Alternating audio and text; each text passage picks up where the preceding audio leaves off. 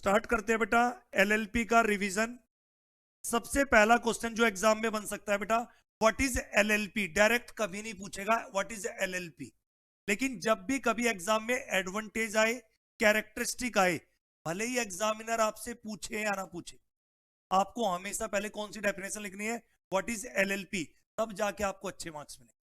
तो बेटा सबसे पहले ये LLP is a new form of legal business entity with limited.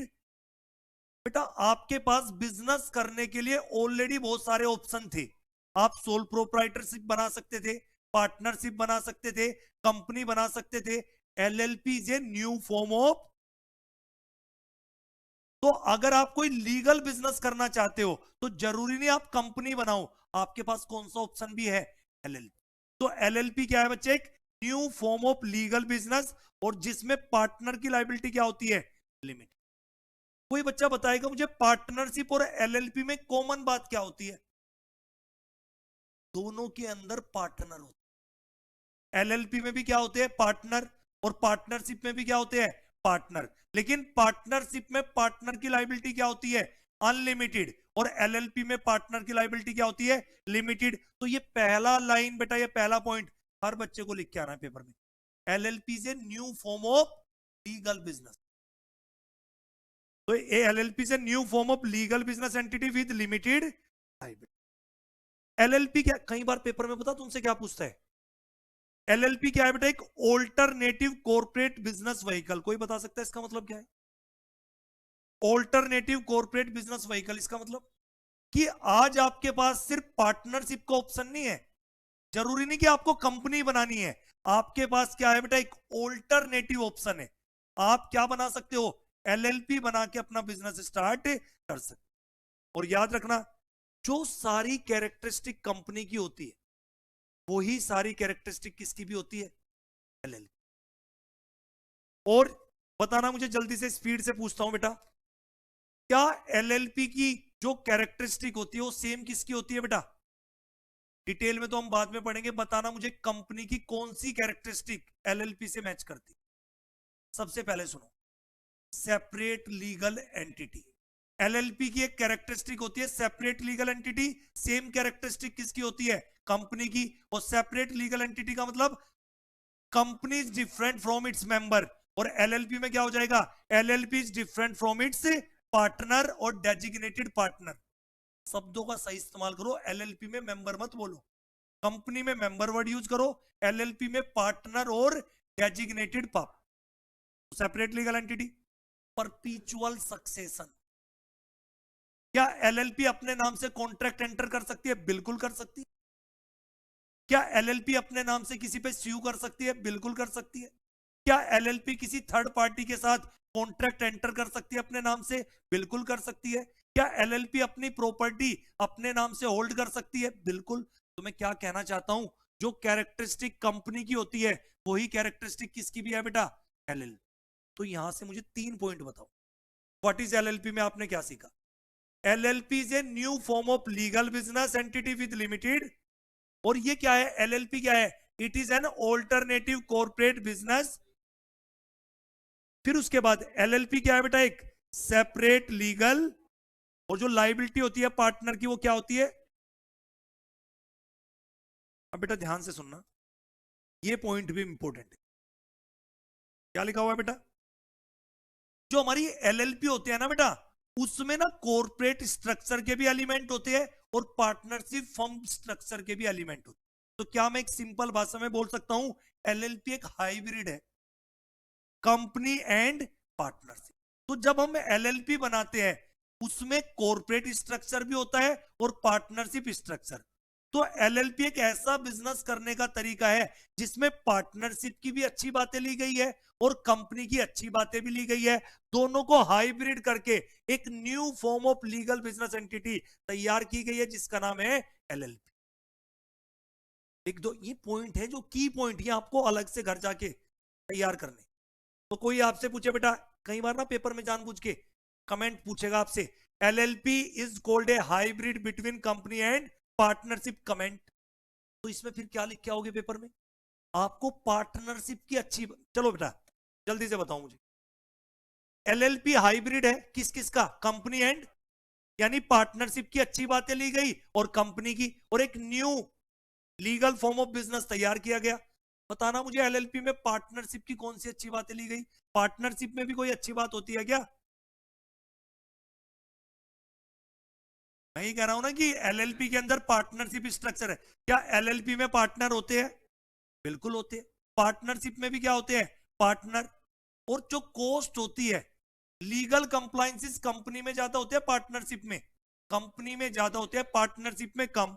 तो एलएलपी में भी as comparative to company legal compliances कम है।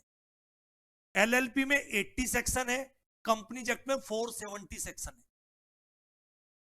कंपनी एक्ट की कौन सी अच्छी बातें ली गई? अभी तो बताया, सेपरेट लीगल एंटिटी, परपीचुअल सक्सेशन, अपनी प्रॉपर्टी अपने नाम पे होल्ड कर सकती है, स्यू अपने नाम से कर सकती है, थर्ड पार्टी के साथ कॉन्ट्रैक्ट एंटर कर सकती है। लीगल प्रोसीजर, जैसे पार्टनरशिप का, पार्टनरशिप क्रिएट करना आसान है, वैसे ही बेटा LLP as comparative to company उसकी कंप्लायंसेस कॉस्ट कम है, इनकॉर्पोरेशन कॉस्ट। अब आ जाते हैं बेटा कैरेक्टरिस्टिक पे। आओ, सबसे पहले पहला क्वेश्चन मैंने क्या बताया, what is LLP, what is LLP से आप 4 पॉइंट तो निकाल लोगे यहां से। अब आ जाते हैं बेटा हमारी कैरेक्टरिस्टिक। बेटा ध्यान से यहां से समझते हैं बेटा, पहले मैं शॉर्ट में समझाता हूं। LLP is a body corporate, पहली कैरेक्टरिस्टिक क्या है बच्चे? LLP is a body corporate. परपीचुअल, तो दूसरी कैरेक्टरिस्टिक एलएलपी की परपीचुअल सक्सेशन, पार्टनर में come partner may go, LLP goes on forever. Partner आएंगे जाएंगे पर एलएलपी हमेशा चलती रहेगी। Death of partner, insolvency of partner, insanity of partner does not affect the existence of LLP. Third, separate legal. Fourth, mutual agency का concept LLP में नहीं होता। म्यूचुअल एजेंसी का कंसेप्ट कहां पे होता है? पार्टनरशिप। सर क्या होता है म्यूचुअल एजेंसी? एक बार समझ, म्यूचुअल एजेंसी का कंसेप्ट कहां पे होता है? पार्टनरशिप में। या एलएलपी में म्यूचुअल एजेंसी का कंसेप्ट होता है? नहीं। सुनना बेटा, म्यूचुअल एजेंसी की बातें बताता हूं। जो हमारी पार्टनरशिप होती है उसके अंदर कौन सा कंसेप्ट होता है? Mutual agency. Mutual agency is a conclusive evidence of partnership. और म्यूचुअल एजेंसी क्या होती है बेटा? हर पार्टनर एक दूसरे का एजेंट भी है और प्रिंसिपल भी है। म्यूचुअल एजेंसी का मतलब हर पार्टनर पार्टनरशिप में एक दूसरे का एजेंट भी है और प्रिंसिपल भी है। अगर बेटा एक बात बताओ, क्या पार्टनरशिप का बिजनेस सारे पार्टनर ही करते हैं? सबके ब्याह पे एक पार्टनर भी कर सकता है, सबके ब्याह पे एक पार्टनर भी पार्टनरशिप फर्म का बिजनेस कैरी कर सकता है। लेकिन अगर वो सबके ब्याह पे एक पार्टनर बिजनेस कैरी कर रहा है तो उसके एक्ट के लिए अदर पार्टनर भी लाइबल है और पार्टनरशिप फर्म भी लाइबल है। इसी कंसेप्ट को बोलते हैं म्यूचुअल एजेंसी। बताओ समझ में आया नहीं? तो बेटा म्यूचुअल एजेंसी का कंसेप्ट पार्टनरशिप में होता है, और म्यूचुअल एजेंसी का मतलब एवरी पार्टनर क्या होता है बेटा? Agent as well as principal of another partner. और एक पार्टनर अपने एक्ट के लिए दूसरे पार्टनर को और फर्म को बाइंड कर सकता है, लाइबल कर सकता है। इसी कंसेप्ट को बोलते हैं म्यूचुअल एजेंसी। जबकि एलएलपी में हर पार्टनर एलएलपी का, हर पार्टनर एलएलपी का एलएलपी का एजेंट है, पर एक दूसरे का एजेंट। समझ आया? तो पहली कैरेक्टरिस्टिक एलएलपी से बॉडी कॉर्पोरेट, फिर डिटेल में पढ़ेंगे परपीचुअल succession, separate legal entity, mutual. LLP agreement, बेटा अगर आपको एलएलपी बनानी है तो सबसे पहली रिक्वायरमेंट ही क्या है बेटा? एलएलपी बनाने के लिए आपको एलएलपी एग्रीमेंट बनाना मस्ट है। वैसे आपने बचपन में सुना होगा पार्टनरशिप बनाने के लिए, पार्टनरशिप तो क्रिएट ही किससे होती है? एग्रीमेंट। एलएलपी एग्रीमेंट से क्रिएट नहीं होती। एलएलपी का एक लीगल प्रोसीजर होता है, चाहे आप कंपनी बनाओ चाहे एलएलपी बनाओ, दोनों का एक लीगल प्रोसीजर होता है। आने का भी लीगल प्रोसीजर होता है और जाने का भी लीगल। जबकि partnership is created by an agreement. कुछ बच्चों को लगता है एलएलपी एग्रीमेंट स्टार्टिंग में बनता है, नहीं, पहले एलएलपी इनकॉर्पोरेट होगी, उसके बाद आपको एलएलपी एग्रीमेंट को रजिस्टर्ड कराना है। पहले एलएलपी इनकॉर्पोरेट होगी, सर्टिफिकेट ऑफ इनकॉर्पोरेशन मिलेगा, उसके बाद आपको अपना एलएलपी एग्रीमेंट बना के किसको सबमिट करना है, आरओसी। तो एलएलपी एग्रीमेंट मस्ट है। फिर बेटा आर्टिफिशियल लीगल पर्सन, जैसे हम सब नेचुरल पर्सन है, तो एलएलपी नेचुरल पर्सन है या आर्टिफिशियल लीगल पर्सन है, आर्टिफिशियल। कॉमन सील, अब तो बेटा कॉमन सील क्या हो गई, ऑप्शनल। बेटा कंपनी तो एक आर्टिफिशियल पर्सन है, तो कंपनी के ब्याह पे एक्ट कौन करते हैं, कोई human agency, board of director, या एलएलपी में बेटा कौन एक्ट करते हैं, डेजिग्नेटेड। बेटा कंपनी के एलएलपी के हाथ तो होते नहीं कि साइन करेंगे, तो क्या लगाती है अपनी स्टैंप, कॉमन सील। पर अब कॉमन सील लगाना क्या है बेटा, ऑप्शनल। हाँ किसी डॉक्यूमेंट को ऑथेंटिकेट करना है तो 2 डायरेक्टर साइन कर दे, और 1 डायरेक्टर एंड कंपनी सेक्रेटरी। इस पे क्वेश्चन आ जाएगा केस स्टडी। भैया कॉमन सील ऑप्शनल है, तो अगर कोई डॉक्यूमेंट ऑथेंटिकेट कराना है तो कौन साइन कर दे, 2 डायरेक्टर और 1 डायरेक्टर एंड कंपनी सेक्रेटरी। अगर आपकी कंपनी में सीएस है, 1 डायरेक्टर 1 सीएस से साइन करा लो, सीएस नहीं है 2 डायरेक्टर। और एलएलपी में डायरेक्टर नहीं होते, जो कंपनी में डायरेक्टर होते हैं वही काम कौन करते हैं एलएलपी में, डेजिग्नेटेड पार्टनर। लिमिटेड पार्टनर की लाइबिलिटी क्या होती है बेटा एलएलपी में, लिमिटेड। अब ये लिमिटेड लाइबिलिटी कितने उस तक होती है ये भी याद रखना, एग्रीड कॉन्ट्रीब्यूशन। नालायको अगर तुम कंपनी पढ़ रहे होते तो तुम कैपिटल वर्ड यूज करते, यहां पे क्या वर्ड यूज हुआ, एग्रीड कॉन्ट्रीब्यूशन। जो भी पार्टनर एग्री हुए हैं, कहां पे एग्री हुए हैं, एलएलपी एग्रीमेंट में, कितना कंट्रीब्यूट करेंगे, तो मैक्सिमम लायबिलिटी कितने तक है, कंट्रीब्यूशन। फिर उसके बाद बिजनेस कौन मैनेज करेंगे बेटा एलएलपी का, पार्टनर और डेजिग्नेटेड पार्टनर मिलके दोनों एलएलपी का बिजनेस मैनेज करेंगे। लेकिन अगर लो कंप्लायंस नहीं हुआ तो रेस्पॉन्सिबल सिर्फ कौन होंगे, डेजिग्नेटेड पार्टनर। यानी बिजनेस तो मैनेज दोनों करेंगे, पार्टनर एंड डेजिग्नेटेड पार्टनर। लेकिन अगर लो कंप्लायंस नहीं हुआ तो उसके लिए पनिशमेंट किसको मिलेगी, designated partner.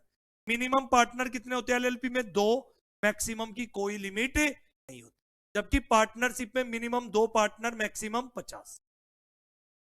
Business for profit only, अगर तुम एलएलपी और पार्टनरशिप बनाओगे उसका मेन पर्पज क्या होगा, प्रॉफिट अर्न करना। तो एलएलपी और पार्टनरशिप जब भी बनाई जाती है उसका मेन पर्पज होता है प्रॉफिट अर्न करना। क्या सोशल वेलफेयर के लिए एलएलपी और पार्टनरशिप बनाई जाती है, नहीं। हाँ अगर तुम्हें समाज सेवा करनी है तो तुम सेक्शन 8 कंपनी बना सकते हो। कौन सी कंपनी, इन्वेस्टिगेशन। अगर किसी एलएलपी में कोई फ्रॉड हो रहा है तो सेंट्रल गवर्नमेंट को क्या पावर है, वो उस एलएलपी की क्या करा सकती है बेटा, इन्वेस्टिगेशन करा सकती। कॉम्प्रोमाइज, और बेटा कॉम्प्रोमाइज कब होता है, जब डिस्प्यूट हो। अरे भाई जब झगड़ा होता है तब लैंग्वेज में बोलते हो ना, चलो हम कॉम्प्रोमाइज कर लेते हैं, तो कॉम्प्रोमाइज होता ही कब है, तो बेटा यहां पे अगर एलएलपी या उसके पार्टनर के बीच में कोई डिस्प्यूट है तो एलएलपी एक्ट में किसकी बात भी की गई है बेटा, कॉम्प्रोमाइज और अरेंजमेंट। कन्वर्जन इनटू, सुनना बेटा यहां पे, कन्वर्जन इनटू, मेरा क्वेश्चन है, देखता हूं कौन बच्चा बताएगा, क्या एक पार्टनरशिप फर्म एलएलपी में कन्वर्ट हो सकती है, हो सकती। क्या एक प्राइवेट कंपनी एलएलपी में कन्वर्ट हो सकती है, बिल्कुल हो सकती है। क्या एक अनलिस्टेड कंपनी एलएलपी में कन्वर्ट हो सकती है, बिल्कुल हो सकती है। क्या एक लिस्टेड कंपनी एलएलपी में कन्वर्ट हो सकती है।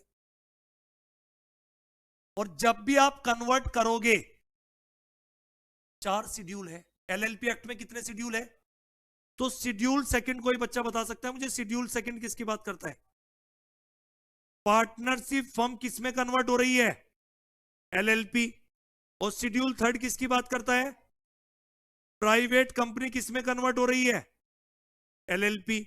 और शेड्यूल फोर्थ अनलिस्टेड कंपनी किसमें कन्वर्ट हो सकती है।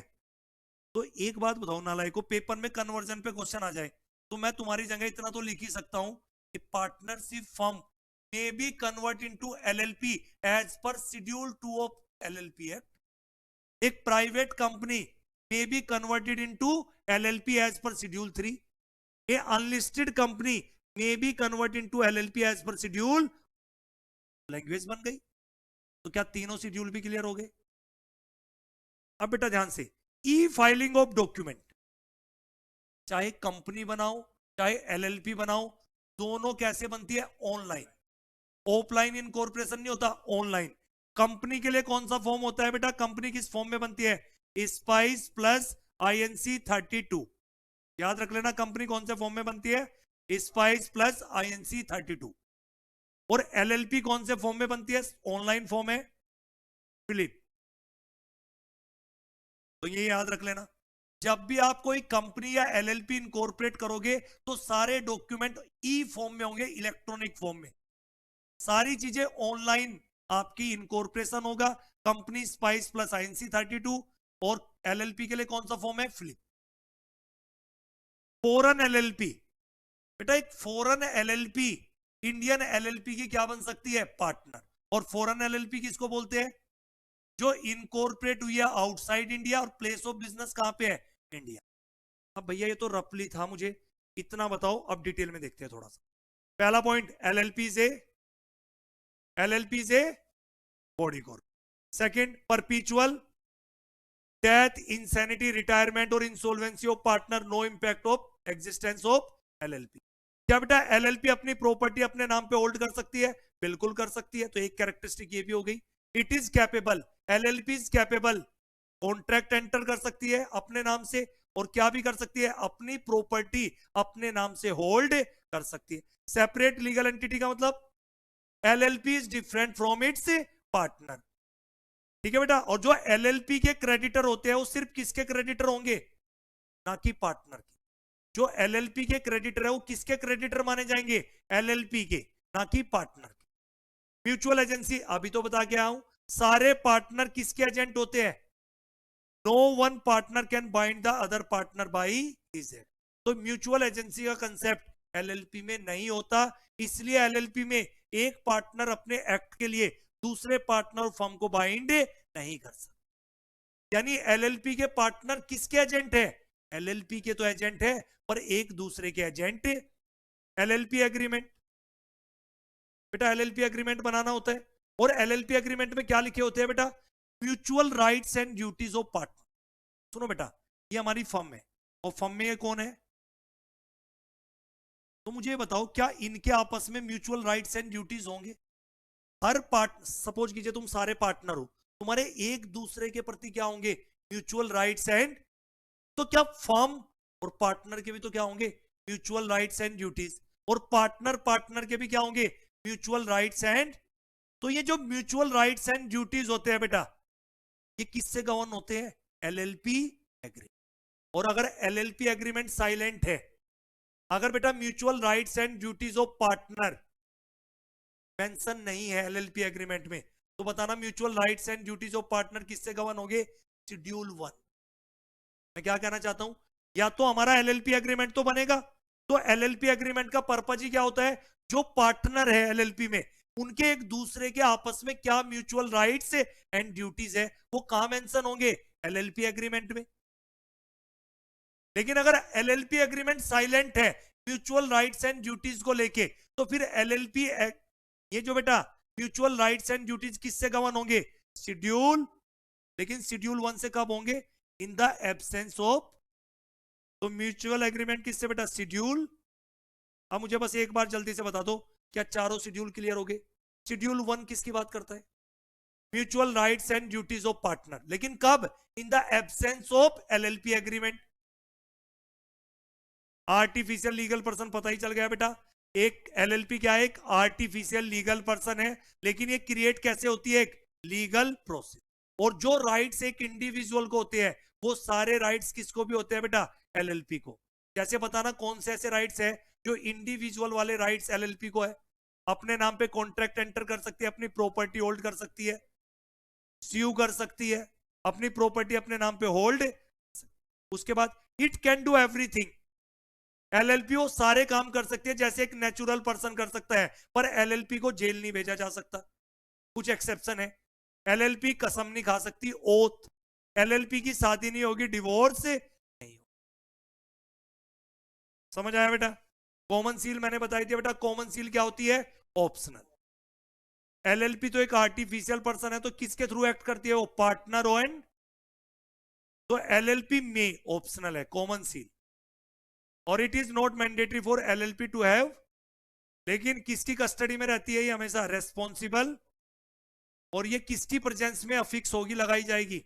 At least 2 designated partner of limited liability. Partner की लाइबिलिटी लिमिटेड, और लिमिटेड भी कहां तक बेटा? एग्रीड,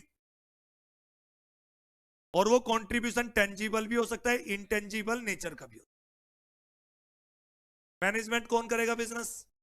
पार्टनर, डेजिग्नेटेड पार्टनर दोनों मिलके एलएलपी के बिजनेस को मैनेज करेंगे, पर अगर लो कंप्लायंस नहीं हुआ, रेस्पॉन्सिबल कौन है? Designated partner. Minimum partner 2, maximum की कोई लिमिट। हमेशा एलएलपी प्रॉफिट अर्न करने के लिए बनाई जाएगी। एलएलपी किस पर्पज के लिए नहीं बनाई जाएगी? चैरिटेबल और non economic purpose. Central government को पावर है, अगर किसी एलएलपी में फ्रॉड हो रहा है तो उसकी इन्वेस्टिगेशन करा सकती है। कॉम्प्रोमाइज अरेंजमेंट, अगर कोई 2 एलएलपी आपस में मर्जर अमलगमेशन करना चाहती है तो as per LLP act compromise arrangement कर सकती है। एलएलपी कन्वर्ट हो सकती है, एक पार्टनरशिप फर्म, एक private company, unlisted company, as per schedule 2nd, 3rd, 4th के अकॉर्डिंग कन्वर्ट हो सकती है। ई फाइलिंग, अभी मैंने बताया कौन सा फॉर्म है? सारी इनकॉर्पोरेशन फ्लिप फॉर्म में होगा। ई डॉक्यूमेंट, साइन बेटा डीएससी, तो डिजिटल सिग्नेचर लगेंगे। तो ई फाइलिंग, यानी जो भी डॉक्यूमेंट आरओसी के पास जाएगा इलेक्ट्रॉनिक फॉर्म में जाएगा। एलएलपी जो इनकॉर्पोरेट होगी इलेक्ट्रॉनिक फॉर्म है, जितने भी बेटा डॉक्यूमेंट जाएंगे ई फॉर्म में जाएंगे, तो ई फाइलिंग ऑफ डॉक्यूमेंट। और फॉरेन एलएलपी, फॉरेन एलएलपी का मतलब ऐसी एलएलपी जो इनकॉर्पोरेट आउटसाइड इंडिया में हुई है लेकिन उसका प्लेस ऑफ बिजनेस कहां पे है? और ये पॉइंट याद रखना, foreign LLP can become partner in, बेटा फॉरेन एलएलपी क्या हो सकती है? इंडियन एलएलपी की पार्टनर बन सकती। तो foreign LLP can become partner in Indian LLP. बताओ भाई, पहला क्वेश्चन में किसी को कोई doubt? What is LLP and it's characteristic? कोई दिक्कत? दूसरा क्वेश्चन लिखो भाई, मैंने क्वेश्चन कैरेक्टरिस्टिक अभी आने वाला हूं क्वेश्चन फॉर्म में। मुझे सिर्फ उतना बताओ जितना मैं पूछ रहा हूं। व्हाट इज एलएलपी और कैरेक्टरिस्टिक में तुम्हारे मॉड्यूल में 16 कैरेक्टरिस्टिक दे रखी है। किसी को 16 में किसी भी पॉइंट पे दोबारा पूछना हो तो मैं 3 बार बताऊंगा। मुझे बस उतना बताओ जितना मैंने पढ़ा है।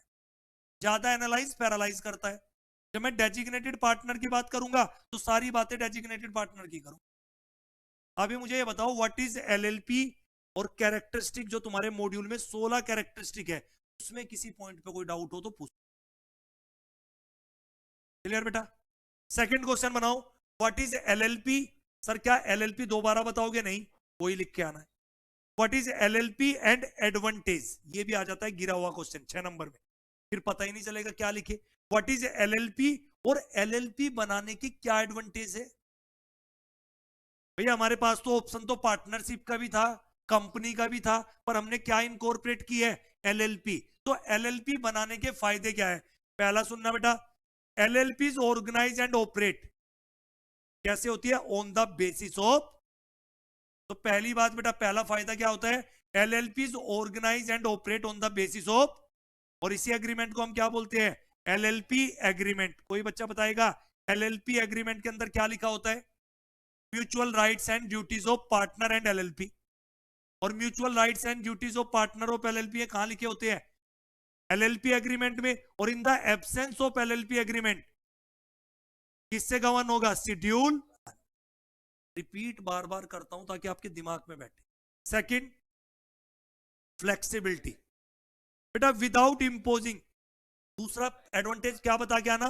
जो लीगल और प्रोसीजर रिक्वायरमेंट होती है एज कंपैरेटिव टू कंपनी, वो क्या होती है? लेस होती है। जो लीगल प्रोसीजर होता है, ठीक है बेटा, जो लीगल और प्रोसीजर रिक्वायरमेंट है वो एलएलपी में कम है, किसके मुकाबले? कंपनी के। तो ये फायदा है एलएलपी बनाने का। इजी टू फॉर्म, इसको बनाना आसान है, और इसी के साथ क्या भी लिख देना नालायको, इजी टू। लेकिन चाहे एलएलपी हो चाहे कंपनी हो, बनाने का भी एक प्रोसीजर होता है और जाने का भी, वाइंडिंग अप करने का भी लीगल प्रोसीजर होता है। यानी चाहे एलएलपी हो, कंपनी हो, इनकॉर्पोरेट करने का भी एक लीगल प्रोसीजर होता है और वाइंडिंग अप करने का भी एक लीगल प्रोसीजर। सारे पार्टनर क्या एंजॉय करते हैं? फ्लेक्सिबल कैपिटल स्ट्रक्चर है भैया, आप अपनी मर्जी से कंट्रीब्यूट कर सकते हो, फ्लेक्सिबल है, कोई जबरदस्ती नहीं है। एक ने 5 लाख दिया पार्टनर ने, एक ने 2 लाख, एक ने 1 लाख। सर एलएलपी एग्रीमेंट एक बार बन गया चेंज नहीं हो सकता? बिल्कुल चेंज हो सकता है। आप ये कैपिटल स्ट्रक्चर को फ्यूचर में चेंज भी कर सकते हो। तो कैपिटल स्ट्रक्चर कैसा है एलएलपी में? फ्लेक्सिबल, इजी टू डिसॉल्व, ये बताई दिया। क्या बेटा जैसे कंपनी फंड रेज करती है, इंडिविजुअल फंड रेज करता है, क्या एलएलपी भी फंड रेज कर सकती है? बिल्कुल, अपने पार्टनर से भी फंड रेज कर सकती है, बैंक से भी, और NBFC, non banking financial company. Cost low formation cost as comparative to company. LLP बनाने के खर्चे कम है, एलएलपी की फीस, सरकारी जो फीस है वो कम होती। नो कंपल्सरी ऑडिट, बेटा हर कंपनी को स्टैट्यूटरी ऑडिट कराना होता है जो सीए करता है। हर कंपनी को स्टैट्यूटरी ऑडिट कराना होता है, each and every company, irrespective of nature, size, turnover. OPC को भी स्टैट्यूटरी ऑडिट कराना होता है, सेक्शन 8 कंपनी को भी स्टैट्यूटरी ऑडिट कराना होता है। लेकिन एलएलपी जब एक टर्नओवर की लिमिट क्रॉस करेगी तभी उसे क्या कराना है? ऑडिट कराना है। बेटा ये बेनिफिट है। और क्या भी बेनिफिट है बेटा? एलएलपी को एज कंपेरेटिव टू कंपनी क्या दिए गए हैं? Tax benefit. अब नालायक को पेपर में एडवांटेज आ गए, 4 नंबर का लिखा हुआ है, बस इतना ही लिख के आओ। टाइम वेस्ट क्यों करना है, सीधा सीधा लिखो, बताना जल्दी से मुझे। एलएलपी का पहला एडवांटेज, ये एक ऑर्गेनाइज और operation on the basis of agreement, जो आपके बेटा विदाउट इंपोजिंग, ना तो आपके इसमें डिटेल लीगल और प्रोसीजर रिक्वायरमेंट कम है, easy to form, easy to dissolve, low formation cost, सारे पार्टनर की लाइबिलिटी क्या रहेगी? लिमिटेड। एलएलपी भी क्या कर सकती है? फंड रेज कर सकती है, पार्टनर से, बैंक से, एनबीएफसी से। कोई कंपलसरी ऑडिट कराने की जरूरत नहीं है जब तक ये टर्नओवर की लिमिट में फॉल ना कर जाए, और टैक्स बेनिफिट मिलेंगे। बताओ जल्दी से, दूसरा क्वेश्चन कंप्लीट। नहीं नहीं भैया, इतना इसी इसी के चक्कर में तो 50 नंबर का सोल्व करके आते हो पेपर। वेटेज देखना, वेटेज देखना, सुनना बेटा। वेटेज मान लेता हूं 5 नंबर की आ गई या 6 नंबर की आ गई। अरे नालायक को सीधा एडवांटेज थोड़ा लिखोगे तुम, पहले व्हाट इज एलएलपी, उस पे भी तो 5 लाइनें बता के आनी है आपको। आधा पैरा तो तुम्हारा व्हाट इज एलएलपी पे चला जाएगा। सर उसने सीधा ही पूछा था एडवांटेज, अरे सीधा एडवांटेज भी पूछा है तो भी एलएलपी का मीनिंग बताओ। फिर एडवांटेज लिखो, 10 तो लिख दी, और क्या बताएगा बेटा उसको? नहीं नहीं नहीं नहीं, ना ना, बस इतना सफिशिएंट। वो फिर तू बनाएगा ना अपनी लैंग्वेज में बेटा, वो इतनी सड़ी हुई इंग्लिश लिखेगा तू, उससे तेरा हेडिंग भी नहीं दिखेगा। समझ आ गया बेटा? 2 question clear. What is LLP characteristic, what is LLP और एडवांटेज। सुनो नालायक को, आ जाओ भाई, एक क्वेश्चन और देखते हैं बेटा। नेक्स्ट बेटा, जो बेटा एक क्वेश्चन और, जो भाई साहब का क्वेश्चन था, एक क्वेश्चन आता है पेपर में जो इस बार बन सकता है डेजिग्नेटेड पार्टनर को। क्या बन जाएगा क्वेश्चन? पहले मैं तुम्हें बताता हूं, एलएलपी में एक तो पार्टनर होते और एक कौन होते हैं बेटा? सुनना बेटा, सबसे पहले हम पार्टनर के बारे में पढ़, फिर हम पढ़ेंगे डेजिग्नेटेड पार्टनर। दोनों लिख के आना तुम। Every LLP shall have minimum 2 partner, इतना तो लिख ही सकते हो। Every LLP shall have minimum 2 partner, और मैक्सिमम की कोई लिमिट। तो पार्टनर का मतलब क्या है एलएलपी के रिलेशन में? Means any person who become in the LLP. और पार्टनर कैसे बनेगा एलएलपी में? In accordance with LLP. आराम से पढ़ो। पार्टनर किसके रिलेशन में हम देख रहे हैं? पार्टनर इन रिलेशन टू, पहले इतना तोड़ो लिखने के टाइम पे, पार्टनर किसके रिलेशन में? एलएलपी। एनी पर्सन, कोई भी पर्सन पार्टनर बन सकता है एलएलपी में, किसके according? As per LLP agreement. Eligibility क्या है, कौन पार्टनर बन सकता है बेटा? सेक्शन 5। बच्चे ना बेटा पेपर में सेक्शन 5 नहीं लिख के आते, इसलिए नंबर नहीं मिलता। और कुछ नालायक सेक्शन 5 ऑफ कंपनी एक्ट लिख दे। सेक्शन 5 किसका? LLP act. तो as per section 5 of LLP act, partner कौन बन सकता है? Any individual or body may be partner in, ये बच्चा समझ नहीं पाता, सुनना बेटा। एलएलपी में पार्टनर कौन हो सकता है? इंडिविजुअल भी और बॉडी कॉर्पोरेट। बॉडी कॉर्पोरेट का मतलब कंपनी हो सकती है, एलएलपी हो सकती है। एलएलपी तो छोड़ो, अभी नहीं बताया मैंने तुम्हें। फॉरेन एलएलपी, इंडियन एलएलपी में क्या हो सकती है? तो ये फॉरेन एलएलपी भी तो बॉडी कॉर्पोरेट है। तो बेटा पार्टनर बनने के लिए इंडिविजुअल, हम जैसा कोई पर्सन भी पार्टनर बन सकता है, और कोई कंपनी, मेरा क्वेश्चन है, क्या एक कंपनी किसी एलएलपी की पार्टनर बन सकती है? बिल्कुल बन सकती है। क्यों? Every company is a body corporate. क्या एक दूसरी एलएलपी हमारी एलएलपी की पार्टनर बन सकती है? बिल्कुल बन सकती है। तो पार्टनर में भी इंडिविजुअल, पार्टनर में भी बॉडी कॉर्पोरेट। और पार्टनर बनोगे कैसे? As per LLP agreement. However एक इंडिविजुअल, देखना किसके लिए बात लिखी है, बॉडी कॉर्पोरेट के लिए नहीं। एक इंडिविजुअल एलएलपी में पार्टनर नहीं बन सकता। एक इंडिविजुअल डिस्क्वालीफाई हो जाएगा, एक इंडिविजुअल डिस्क्वालीफाई हो जाएगा एलएलपी में पार्टनर बनने के लिए। कब? अगर उसे क्या डिक्लेयर कर दिया इंडिविजुअल को? Unsound mind. इस लड़की को, ये इंडिविजुअल है ना बेटा, इसको कोर्ट ने क्या डिक्लेयर कर दिया? Unsound mind. और कोर्ट ने भी किसने? Competent court. सारी कोर्ट की औकात नहीं होती, ये क्या होती है, कॉम्पिटेंट कोर्ट में ही जाके आपको ये तय करना होता है, जाके वहां पे ऑर्डर लेके आना होता है कि ये बंदा क्या है, अनसाउंड माइंड। और अनसाउंड माइंड आप इंडियन कॉन्ट्रैक्ट एक्ट में भी पढ़ते। तो पहला बेटा, कौन इंडिविजुअल एलएलपी में पार्टनर नहीं बन सकता? Unsound mind, a person declared unsound mind bye competent. दूसरा, ही इज अनडिस्चार्ज इंसॉल्वेंट। मतलब ये भाई साहब, इसे कोर्ट ने घोषित कर दिया इंसॉल्वेंट, दिवालिया, अनेबल टू पे इट्स डेट। कोर्ट ने माना है भिखारी आदमी हो चुका है, इस पे किडनी के अलावा कुछ नहीं है। बेटा देखो क्या लिखा है, इंसॉल्वेंट। सर ये तो हमें समझ में आ जाता है सारे टीचर, ये अनडिस्चार्ज क्या है? कोर्ट ने ये तो माना, कोर्ट ने इसको क्या घोषित कर दिया? इंसॉल्वेंट। इंसॉल्वेंट का मतलब अनेबल टू पे इट्स डेट। लेकिन ये कहा कि अनडिस्चार्ज, कभी फ्यूचर में तेरा पैसा आ जाए तेरे पास तो तेरी लाइबिलिटी खत्म नहीं हुई है, लेकिन अभी हम मानते हैं ये दिवालिया हो चुका है। ऐसा दिवालिया कंगाल बंदे को आप अपनी एलएलपी का पार्टनर बनाओगे, तुम्हारी एलएलपी को भी भिखारी बना देगा, भिखारी। समझ आए? तो इसलिए लॉ मेकर ने क्या कर दिया, डिस्क्वालिफाई। तीसरा देखो, वो लड़की बैठी हुई है बेटा पीछे, अप्लाई कर रही है कि मुझे क्या घोषित कर दो। एडजुडिकेटेड का मतलब डिक्लेयर, मुझे क्या घोषित कर दो, और उसकी एप्लीकेशन अभी पेंडिंग है। दूसरे और तीसरे में क्या फर्क है?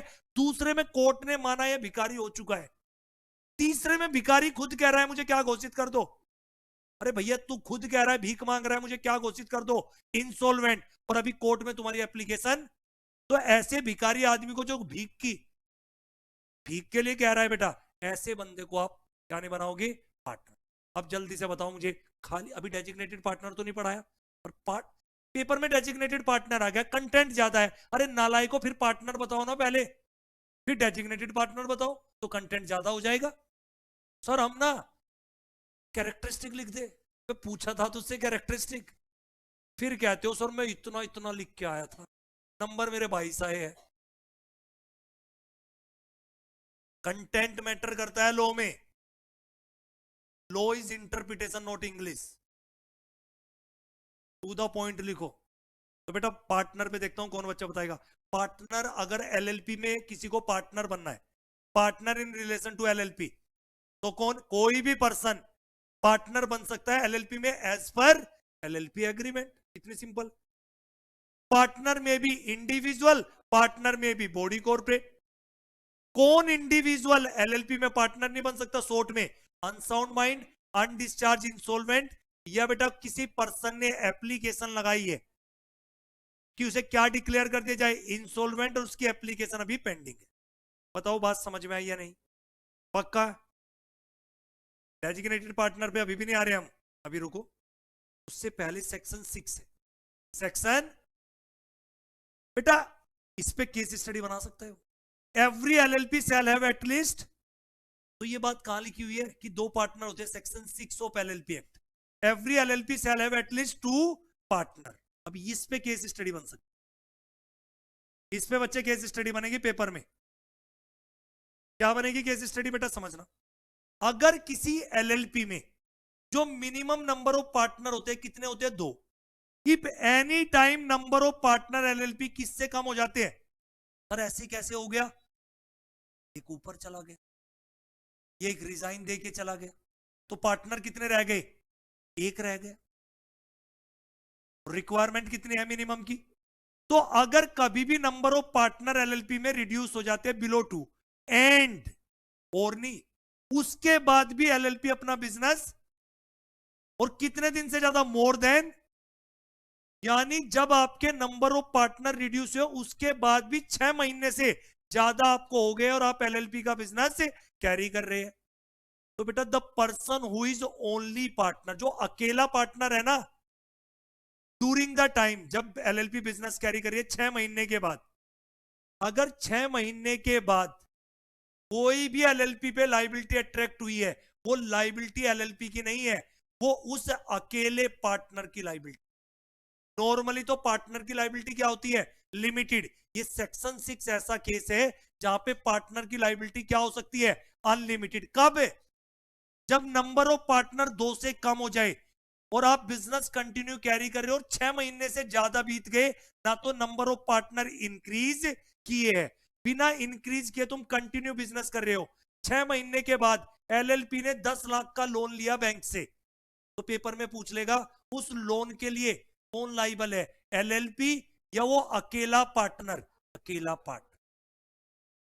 तो यानी वो पार्टनर पर्सनली लाइबल, यानी उस पीरियड में एलएलपी के लिए कोई ओब्लिगेशन नहीं है, वो ओब्लिगेशन किसकी बनेगी, पार्टनर। समझ आया नहीं, पक्का बताओ मुझे। इसी लैंग्वेज को टेक्निकल, चलो भाई तुम्हें लगता है लॉ की लैंग्वेज टेक्निकल होती है, सिंपल भाषा में रिलैक्स पढ़ो। If any number of partner LLP reduce below 2, मुश्किल है क्या, एंड उसके बाद भी एलएलपी क्या कर रही है, बिजनेस कैरी कर रही है मोर देन, कब, जब while number is so reduce, पहले यहां तक बनाओ, the person who is only partner, एक पार्टनर तो बचा हुआ है ना, ड्यूरिंग द टाइम जब बिजनेस कैरी हो रहा है तो 6 महीने से ज्यादा बीत गए और उसको नॉलेज थी इस बात की, इसी पे ही knowledge of the fact it is, और वो बिजनेस कैरी कर रहा है अकेला, तो shall be liable personally for the obligation of, तो उस पीरियड में जो भी एलएलपी की ओब्लिगेशन है उसके लिए एलएलपी का वो अकेला पार्टनर पर्सनली लाइबल है, ना कि एलएलपी खुद लाइबल। हो जाएगा नहीं। अब तुम ना पेपर में एक ही क्वेश्चन आ गया एलएलपी का और वो यही क्वेश्चन आ गया, क्या आप तैयार थे घर से, क्या ये कंटेंट आपने लिख के देखा था, कभी नहीं लिखा, इसलिए तुम फेल हो। अरे 6 नंबर आपको ढूंढना है, मैं तो एलएलपी का एक लाइन भी छोड़ के नहीं आया हूं, इधर है वो 6 नंबर वाला क्वेश्चन, पहला चैप्टर। अरे आसान आसान से ही तो पास होंगे बेटा, समझ आया, कुछ नहीं छोड़ के जाना है, हाँ बेटा। फिर वो लाइबल नहीं है, देखो बच्चे ने कहा कि 6 महीने तक रिलैक्सेशन है, यानी 6 महीने का टाइम पीरियड दिया उसको कि वो अपने पार्टनर को क्या करे, इंक्रीज करे, उसमें लाइबल नहीं होगा। क्वेश्चन में तो फैक्ट की सिंपल, उसने भी वही बात पूछी, 6 महीने से कम लो इंटरप्रिटेशन है, लाइबल नहीं है। फैक्ट अगर वो प्रूव कर दे कि मुझे फैक्ट की नॉलेज नहीं थी तो लाइबल नहीं है। ऐसे कोई मर गया उसे पता ही नहीं बेटा, उसका पार्टनर है, बिल्कुल वो एलएलपी की लाइबिलिटी है, ना कि पार्टनर। यानी उसको मौका दिया है कि अगर पार्टनर कम भी हो गए तो विद इन 6 मंथ इंक्रीज करो। अब ऐसे तो किसी को नहीं पार्टनर बनाएंगे, हम देखेंगे पैसा है या नहीं। समझ आया नहीं, बताओ मुझे केस स्टडी थी या नहीं। ये सबसे घटिया क्वेश्चन होगा जब तुम रोते हुए आएंगे, भैया लो का तो लो हो गया, LOW, आउट ऑफ कोर्स आया था कुछ। अरे वो जानबूझ के ऐसी तो केस स्टडी बनाएगा, और तुमने 2 पॉइंट मुझसे बहुत अच्छे डिस्कस कर दिए। एक तो क्या नॉलेज वाला पॉइंट देख लेना केस स्टडी पढ़ते समय। अरे एक बात बताओ, तुम नॉलेज वाला पॉइंट अगर तुम्हारे दिमाग में है और 6 महीने से ज्यादा वाले पॉइंट ध्यान में है, मुझे एक बात बताओ, जब ये क्वेश्चन आएगा पेपर में केस स्टडी, प्रोविजन तो गधो यही लिखोगे ना सब, कंक्लूजन ही तो चेंज होगा। और वो कंक्लूजन कैसे तय होगा? या तो उसे नॉलेज थी या नहीं थी, या विद इन 6 मंथ है या मोर देन 6 मंथ है, वहां से आपका कंक्लूजन सही होगा। लेकिन प्रोविजन तो सबको ये लिखना ही। बताओ भाई, पार्टनर के बारे में क्लियर हो या नहीं? अब आ जाते हैं बेटा ध्यान से, डेजिग्नेटेड पार्टनर डेफिनेशन कहां दे रखी है? सेक्शन। और पता सेक्शन 2 में क्या लिखा हुआ है? Designated partner means any partner designate as according to section. कुछ लिखा ही नहीं मीनिंग में, तो बस ये बता डेजिग्नेटेड पार्टनर वो पार्टनर होता है जिसके बारे में कहां बताया गया है? सेक्शन 7। क्या हो पेपर में बड़ा खुश होगा वो, ये बच्चा लो पढ़ रहा है।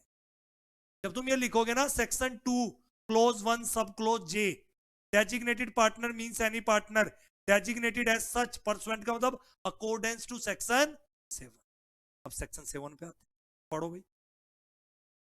Every LLP shall have at least, कम से कम कितने डेजिग्नेटेड पार्टनर होने चाहिए? कुछ बच्चे पता मुझसे क्या पूछते हैं, सर 2 तो पार्टनर होने चाहिए, 2 डेजिग्नेटेड। अरे भैया ऐसा भी तो हो सकता है 2 पार्टनर है हमारे इंडिविजुअल, और वही दोनों क्या है? अरे प्राइवेट कंपनी में मिनिमम 2 मेंबर होते हैं, 2 डायरेक्टर भी होते हैं ना, यही दोनों मेंबर है, यही दोनों डायरेक्टर है। तो कम से कम 2 पार्टनर होने चाहिए, और वही 2 पार्टनर क्या भी हो सकते हैं? डेजिग्नेटेड और अलग भी हो सकते। तो every LLP shall have at least 2 designated partner who are individuals. ये है केस स्टडी। पार्टनर में भी इंडिविजुअल, पार्टनर में भी बॉडी कॉर्पोरेट, लेकिन designated partner is always individual natural person. तो हर एलएलपी में कम से कम 2 डेजिग्नेटेड पार्टनर होने चाहिए हु आर इंडिविजुअल्स। वो क्या होने चाहिए बेटा? पार्टनर इंडिविजुअल भी हो सकते हैं, पार्टनर बॉडी कॉर्पोरेट, पर डेजिग्नेटेड पार्टनर हमेशा कौन होंगे? Individual natural person. और उनमें से कम एक क्या होना चाहिए? रेजिडेंट इन, कम से कम एक ऐसा होना चाहिए जो इंडिया का रेजिडेंट है, ये नहीं दुबई पड़े रहते हैं पूरे साल।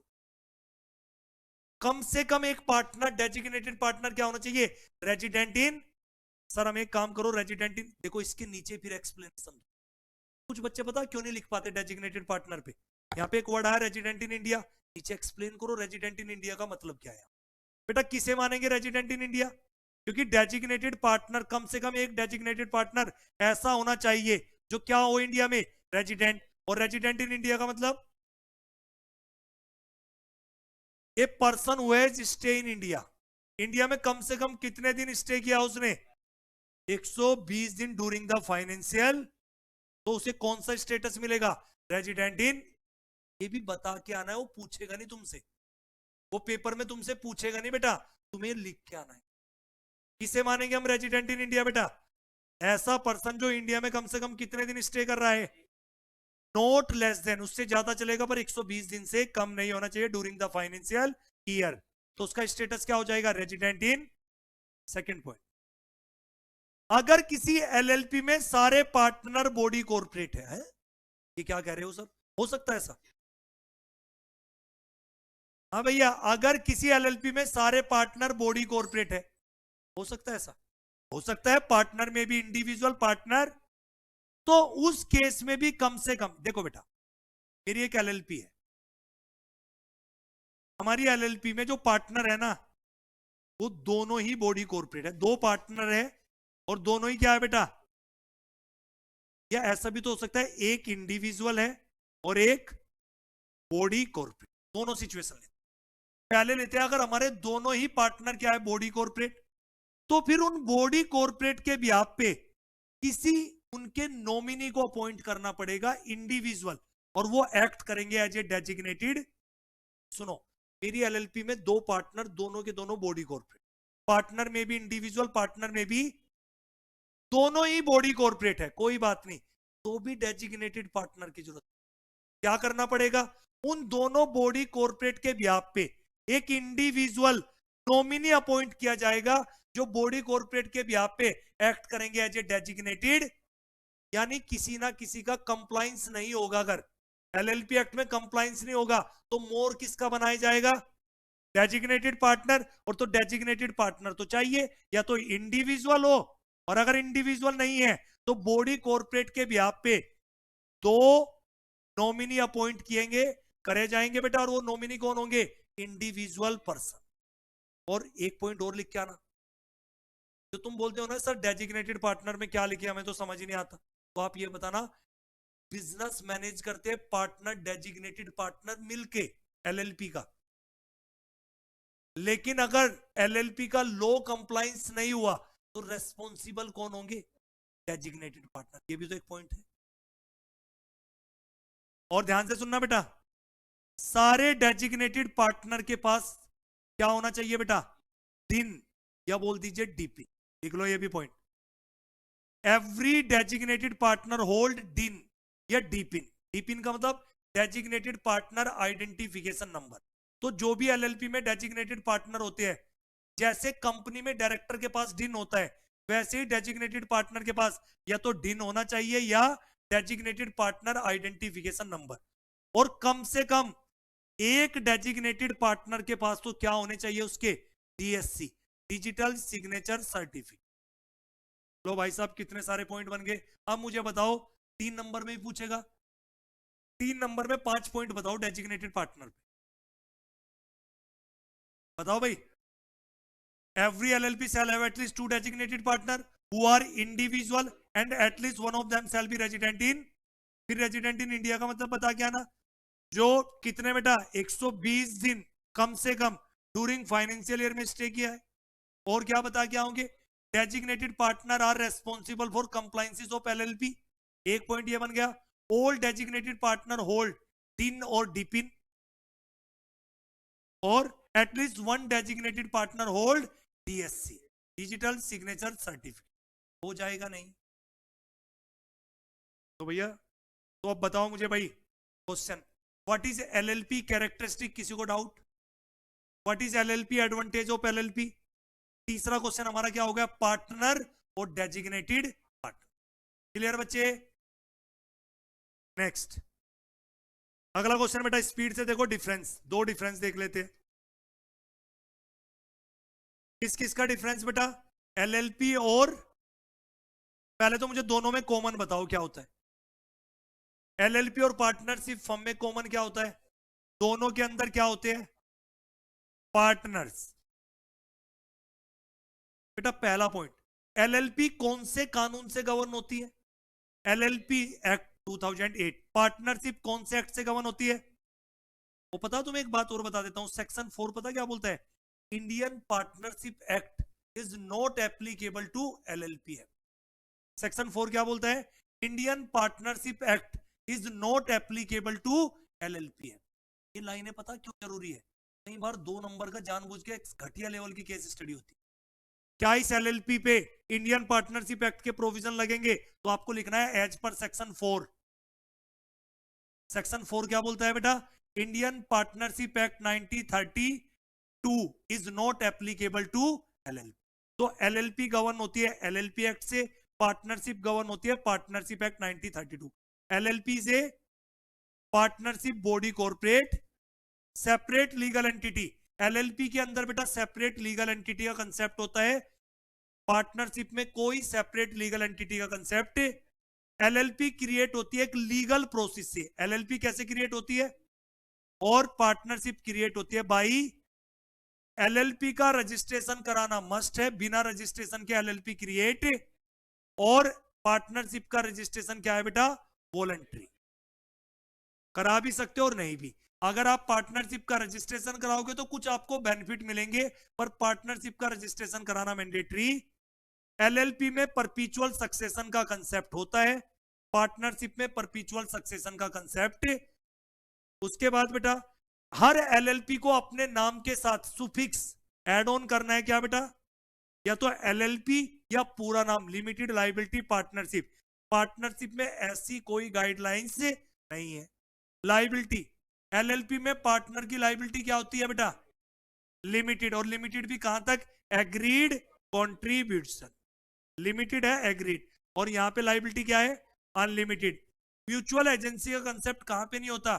एलएलपी। पार्टनरशिप में म्यूचुअल एजेंसी का कंसेप्ट होता है। एलएलपी में सारे पार्टनर एलएलपी के एजेंट होते हैं, पर एक दूसरे के एजेंट पार्टनरशिप में सारे पार्टनर के भी एजेंट है एक दूसरे के, और प्रिंसिपल भी। एलएलपी में कम से कम 2 डेजिग्नेटेड पार्टनर होने चाहिए।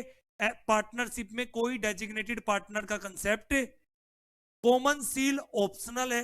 एलएलपी में आप डॉक्यूमेंट पे कॉमन सील लगा सकते हो पर मैंडेटरी, जबकि इधर तो पार्टनरशिप में कोई कॉमन सील का कंसेप्ट। यहां कौन रेस्पॉन्सिबल होता है? अगर आपने एलएलपी एक्ट कंप्लायंस नहीं किया, डेजिग्नेटेड पार्टनर रेस्पॉन्सिबल है, और यहां पे सारे पार्टनर रेस्पॉन्सिबल है। बेटा एलएलपी हर साल आरओसी को, किसको बेटा? यहां आरओसी होता है, यहां रजिस्ट्रार ऑफ फर्म, दोनों में वर्ड। आरओसी का मतलब registrar of company, registrar of.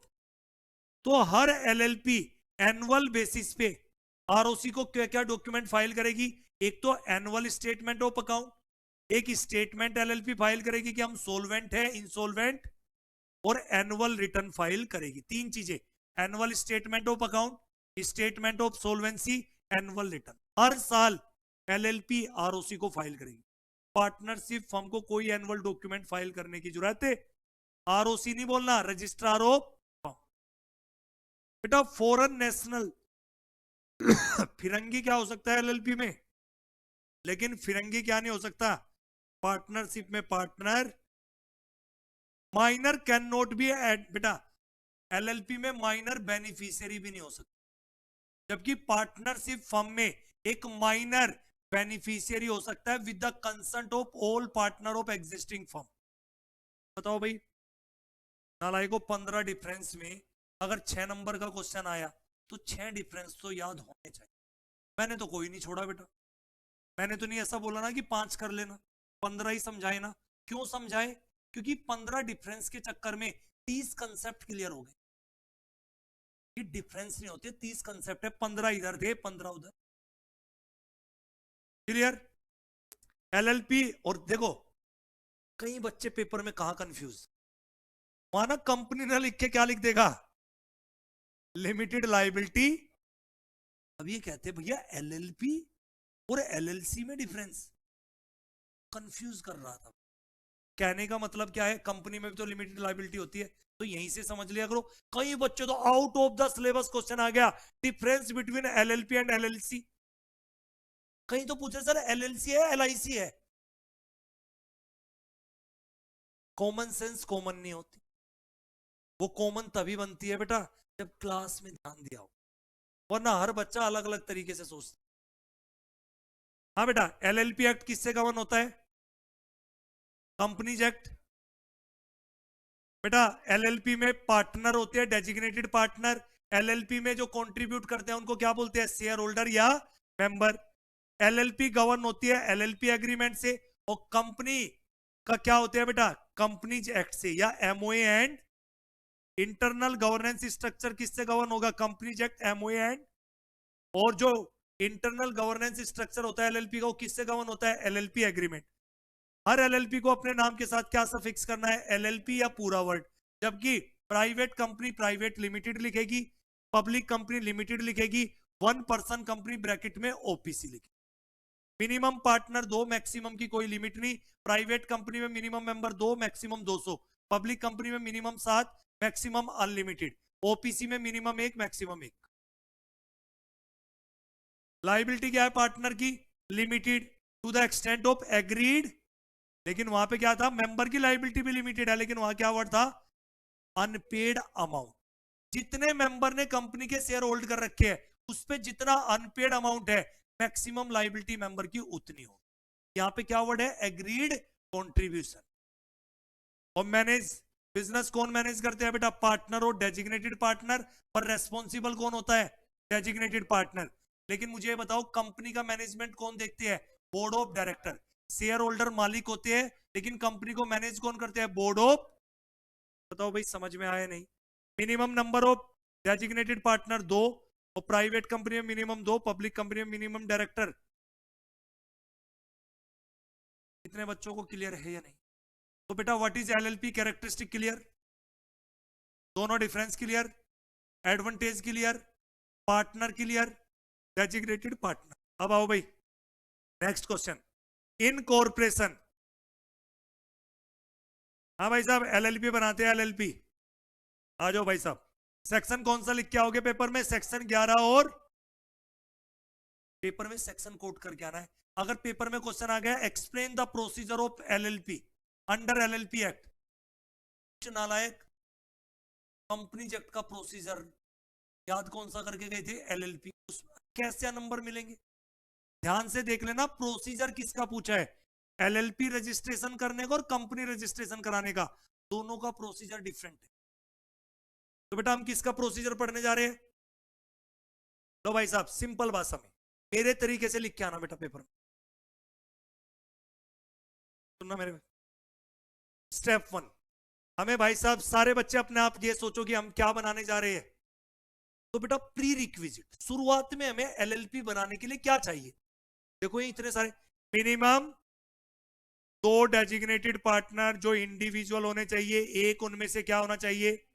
सारे डेजिग्नेटेड पार्टनर के पास डीपिन और ये डीपिन कैसे मिलेगा? या तो DIR 3 में मिलेगा, या 2 दिन आप कहां ऑब्टेन कर सकते हो बेटा? इनकॉर्पोरेशन, एलएलपी इनकॉर्पोरेट करने का फॉर्म कौन सा है? और फिलिप फॉर्म में क्या फैसिलिटी है? आप 2 डीपिन या 2 दिन ले सकते हो, लेकिन एटलीस्ट 2 डेजिग्नेटेड पार्टनर होते हैं, ज्यादा भी तो हो सकते हैं। तो ज्यादा अगर डेजिग्नेटेड पार्टनर रखने हैं तो फिर आपको डीपिन या डिन कहां मिलेगा? DIR, ये फॉर्म में आपको एप्लीकेशन लगानी पड़ेगी, इससे मिलेगा। लेकिन अगर आपको 2 ही डिन डीपिन चाहिए तो ये फैसिलिटी किस फॉर्म में है? Flip form. और फ्लिप फॉर्म किसके लिए है? LLP incorporation. एक क्या भी चाहिए, एक डेजिग्नेटेड पार्टनर का, और बिजनेस कौन सा होना चाहिए? लॉफुल बिजनेस विद इंटेंशन क्या होनी चाहिए? प्रॉफिट अर्न करना। सोशल वेलफेयर के लिए एलएलपी। बेटा स्टेप 1 बताओ, कोई गधा भी लिख दे। पहले लिखना स्टेप प्री रिक्विजिट, एलएलपी बनाने के लिए जरूरत है मिनिमम 2 पार्टनर, 2 डेजिग्नेटेड पार्टनर, दोनों इंडिविजुअल, एक रेजिडेंट, सारे डेजिग्नेटेड पार्टनर का डीपिन या डिन कैसे मिलेगा? 2 डिन डीपिन तो मिल जाएंगे फिलिप फॉर्म में, उससे ज्यादा चाहिए एप्लीकेशन लगानी पड़ेगी सेंट्रल गवर्नमेंट को DIR 3 में। एक डेजिग्नेटेड पार्टनर का कम से कम DSC होना चाहिए। सर सारे डेजिग्नेटेड पार्टनर का DSC हो तो बहुत अच्छी बात है। और लॉफुल बिजनेस होना चाहिए। किस पर्पज के लिए एलएलपी बनाई गई है? View to profit. हो जाएगा। स्टेप 2, अपनी एलएलपी का नाम कौन डिसाइड करेंगे, हम या मैं? जिनको बनानी है वो डिसाइड करेंगे। तो आप अपना नाम रिजर्व करो, क्या नाम आप रखना चाहते हो। इन केस ऑफ न्यू एलएलपी तो नेम रिजर्व कैसे करोगे, कौन से फॉर्म में? और अगर आप अपनी एलएलपी का नाम चेंज करना चाहते हो तो नेम रिजर्व कौन से फॉर्म में होगा? तो अगर आप कोई नई एलएलपी बना रहे हो और नया नाम रख रहे हो तो नेम रिजर्व कौन से फॉर्म में होगा? फ्लिप। या आपकी 10 साल से एलएलपी थी, आज आप अपना नाम चेंज करना चाहते हो तो नेम चेंज करने के लिए आप कौन से उसमें फॉर्म में बेटा नेम रिजर्व करोगे? दूसरी बात, जो भी नाम आप अपनी एलएलपी का रखना चाहते हो वो किसी दूसरी एलएलपी पार्टनरशिप फर्म कंपनी से ना तो आइडेंटिकल होना चाहिए ना रिजेंबल टू। रिजेंबल टू का मतलब मिलता जुलता। आप अपना नाम रखिए, अपनी पसंद का नाम रखिए, पर वो नाम कैसा नहीं होना चाहिए? किसी एग्जिस्टिंग पार्टनरशिप फर्म और एलएलपी के नाम से एग्जैक्ट मिलता ना हो और ना मिलता जुलता होना। तो कितना आसान था। सेकंड स्टेप, नेम रिजर्व करना पड़ेगा। नई एलएलपी कौन से फॉर्म में नेम रिजर्व करेगी? Form FiLLiP. अगर कोई एलएलपी अपना नाम चेंज कर रही हो, नेम रिजर्व करना चाहती है, फॉर्म रन। जब भी आप नाम रिजर्व करोगे तो नाम आइडेंटिकल और रिजेंबल नहीं होना चाहिए किसी एग्जिस्टिंग पार्टनरशिप फर्म, एलएलपी और कंपनी। स्टेप थर्ड, एक बार आपका नाम अप्रूव हो गया तो उस नाम की वैलिडिटी कितने दिन की रहेगी बेटा? 3 महीने तक वो वैलिड रहेगी। आपने कोई नाम दिया आरओसी को, एप्लीकेशन किसके पास लगा रहे हो आप? आरओसी की फुल फॉर्म रजिस्ट्रार ऑफ। आपने एप्लीकेशन लगाई, आरओसी ने बोल दिया जो नाम आपने अप्लाई किया था वो नाम आपको मिल जाएगा। तो 3 महीने का टाइम है, फर्दर डॉक्यूमेंट तो फाइल करो इनकॉर्पोरेशन के। ये लड़का नाच रहा है, नाम अप्रूव हो गया, नाम अप्रूव हो गया, अरे आगे के डॉक्यूमेंट तो सबमिट कर। तो जो नाम आपको मिला है वो कितने दिन तक आपको नाम है बेटा? 3 महीने। तो वैलिडिटी कितने दिन की है बेटा? 3 महीने के बाद अगर आपने इनकॉर्पोरेशन डॉक्यूमेंट फाइल नहीं किए तो जो आपका नाम था, रिजर्व था, वो कैंसिल कर दिया जाएगा। फिर उसके बाद statement to be file. Statement किसकी जानी है बेटा? अमीर लोगों की। अमीर लोगों की स्टेटमेंट जाएगी। अमीर लोगों का मतलब CA, CS, CMA, advocate in practice. Sir सबको पकड़ ले? नहीं नहीं, एक को। बर्बाद हो जाओगे सबके स्टेटमेंट लोगे तो। किसी एक की स्टेटमेंट जाएगी कौन से फॉर्म में? यानी एक प्रोफेशनल को आपको हायर करना पड़ेगा जब आप LLP इनकॉर्पोरेट करोगे। फॉर्म 2 पे वो साइन करके देगा। क्या बोलेगा बेटा? आपको इनकॉर्पोरेशन डॉक्यूमेंट के साथ एक स्टेटमेंट देनी है फॉर्म 2 में। जो किसने दिया है बेटा? एडवोकेट, CS, चार्टर्ड अकाउंटेंट, जो एंगेज इन फॉर्मेशन ऑफ। पता उसमें क्या लिख के दिया है इसने फॉर्म 2 पे? यानी फॉर्म 2 प्रोफेशनल लोगों से लेना है। और वो पता क्या बोल रहे हैं? हाँ, हमने चेक कर लिया है, जो भी रिक्वायरमेंट है LLP इनकॉर्पोरेट करने की, इनके सारे डॉक्यूमेंट हमने चेक किए। All the requirement of this act has been complied. LLP act में रजिस्ट्रेशन से रिलेटेड जो रिक्वायरमेंट है वो सारी कंप्लाई कर दी। कल को बेटा इसका भी मोर बनाएंगे। कल को LLP में गड़बड़ी हो जाती है, कह रहा उठाओ इस कंपनी सेक्रेटरी को, बड़ी बातें बोल रहा था इनकॉर्पोरेशन के टाइम पे। All the requirement of this act has been, और साथ में क्या भी सबमिट किया है? फॉर्म 2 लिखित में है। और बना देंगे बेटा इस प्रोफेशनल का भी। फॉर्म 2 तेरा भी गया है, और इसी के तो पैसे लिए होंगे इसने। समझ आया नहीं? तो भाई साहब फिर बेटा क्या करो, आपको बेटा फॉर्म फिलिप फाइल करना है, to be file for incorporation of. और साथ में बेटा दो चीजें इनकॉर्पोरेशन डॉक्यूमेंट में आपको दो चीजें लगानी है। एक तो प्रूफ ऑफ, बेटा जैसे हर कंपनी का रजिस्टर्ड ऑफिस होता है वैसे ही हर LLP का रजिस्टर्ड ऑफिस होता है। सर क्यों होता है रजिस्टर्ड ऑफिस?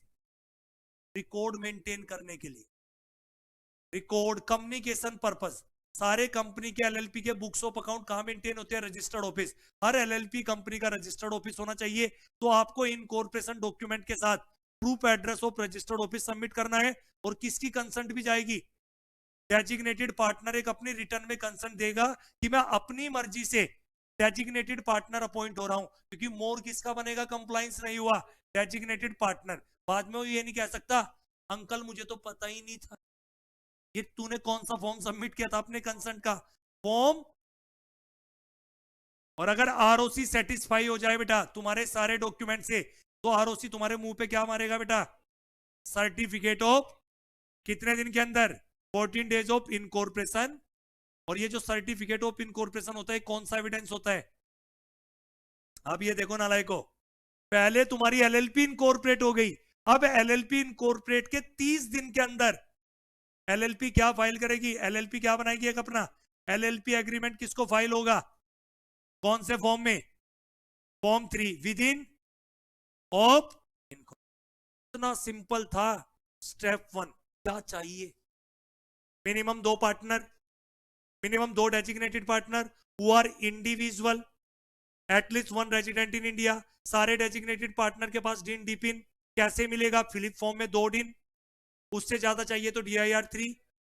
सारे डेजिग्नेटेड पार्टनर के पास या तो DSC हो या किसी एक के पास हो। लॉफुल बिजनेस के लिए आप LLP बना रहे हो। स्टेप 2 नेम रिजर्व करो, अपना नाम रखो और रिजर्व कराओ। न्यू LLP है तो फॉर्म फिलिप में कराएगी। अगर कोई LLP अपना नाम चेंज करिए रन फॉर्म। जो भी नाम आप रखोगे अपने LLP का वो किसी दूसरी फर्म LLP कंपनी से मिलता जुलता नहीं होना चाहिए। ठीक है बेटा? वैलिडिटी कब तक है name reservation? 3 month from the date of approval. उसके बाद आप इनकॉर्पोरेशन डॉक्यूमेंट फाइल करो फिलिप फॉर्म में, और दो चीजें उसमें अटैच कर दो, रजिस्टर ऑफिस का एड्रेस और return consent of designated partner in form 9। Professional statement जाएगा फॉर्म 2 में, जिसमें डिक्लेरेशन जा रही है प्रोफेशनल की all the requirement of this act in respect to registration has been fulfil. फिर उसके बाद ROC अगर आपके डॉक्यूमेंट से सेटिस्फाई हो जाएगा तो आपको सर्टिफिकेट ऑफ इनकॉर्पोरेशन इशू करेगा विद इन 14 डेज। और एक बार आपको सर्टिफिकेट ऑफ इनकॉर्पोरेशन मिल गया वो कंक्लूसिव एविडेंस है। और जैसे ही आपकी कंपनी इनकॉर्पोरेट हो गई उसके 30 दिन के अंदर आपको LLP एग्रीमेंट सबमिट करना है ROC को फॉर्म 3 में। तो जल्दी से बताना पूरे LLP इनकॉर्पोरेशन में 4 फॉर्म बता दो, तभी तो नंबर मिलेंगे दूसरों से एक्स्ट्रा, तभी तो तुम्हारे 40 बनेंगे। Form 2 professional declaration, professional statement. Form 3, form 3 किसका है? LLP एग्रीमेंट सबमिट करना है ROC को within 30 days. Form 9 designated partner की return consent. FiLLiP form incorporation. RUN form अगर नेम चेंज, और एक और था DIR3, अगर आपको डिन या डिपिन लेना है तो सेंट्रल गवर्नमेंट को एप्लीकेशन कौन से फॉर्म में लगती है, DIR3। लेकिन अगर 2 ही डिन चाहिए तो फ्लिप फॉर्म के अंदर ही फैसिलिटी है। बताओ भाई समझ में आया नहीं? घटिया लेवल का 2 नंबर का क्वेश्चन, इफेक्ट ऑफ रजिस्ट्रेशन। एक बार तुम्हारी LLP रजिस्टर्ड हो गई ROC में, उसका इफेक्ट क्या होगा? अरे जो कैरेक्टरिस्टिक मैंने आपको बताई है वो सारी कैरेक्टरिस्टिक इफेक्ट में आ जाएगी। इतना सा है बेटा। क्या इफेक्ट होगा? जैसे तुम्हारी LLP रजिस्टर्ड हो गई ROC के पास, तो तुम क्या कर सकते हो? LLP अपने नाम से स्यू कर सकते हो, और तुम पे भी कोई स्यू करेगा तुम्हारे नाम से करेगा। अरे ये ले बेटा, कमियां ढूंढते हो नालायक को। Sue and be sue, sue and. Second बेटा, कोई भी प्रॉपर्टी एक्वायर होल्ड कर सकते हो अपने नाम से, वेदर मूवेबल, इमूवेबल, टेंजिबल, और उसके बाद कंपनी की क्या आ जाएगी बेटा, जो कि अब ऑप्शनल है। और कोई भी act doing and suffering such after act and things, बेटा याद रखना बेटा, आप कोई भी लॉफुल एक्ट कब कर पाओगे? LLP किसी बैंक से लोन लेना चाहते हैं, कब लेगी?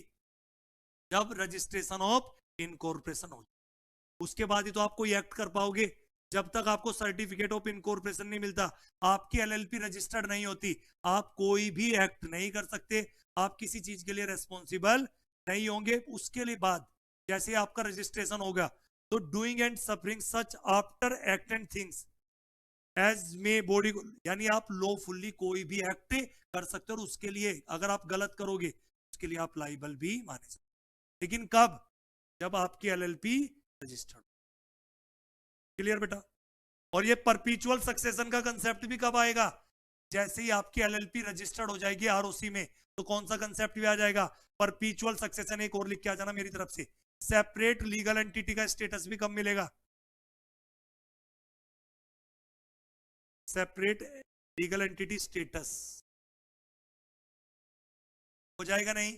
तो जल्दी से बताना, effect of registration, sue and be sue, separate legal entity status, common seal, perpetual succession, loan वगैरह कोई फंड रेज एक्टिविटी एक्ट कर सकते हैं और उस एक्ट के लिए रेस्पॉन्सिबल होंगे, लोन ले सकते हैं, ये इफेक्ट ऑफ रजिस्ट्रेशन है।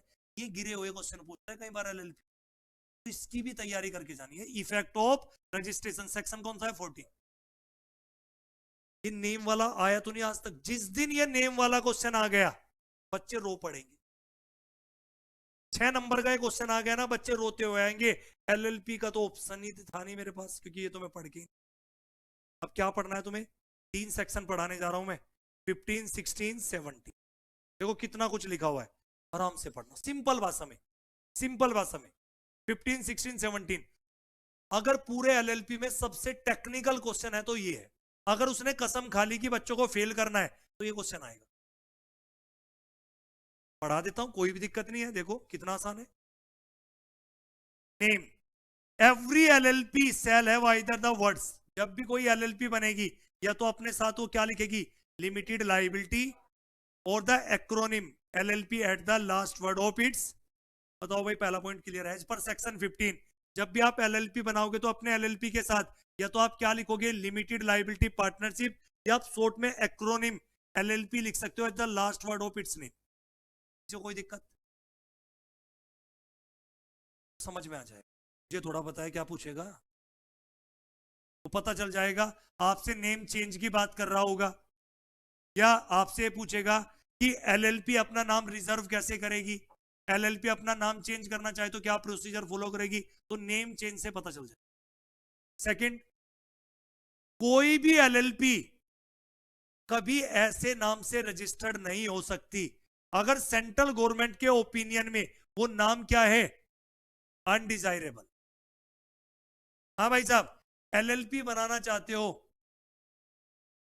दारू का बिजनेस है, बिजनेस कौन सा है, चाहते हो महात्मा गांधी का नाम मिले,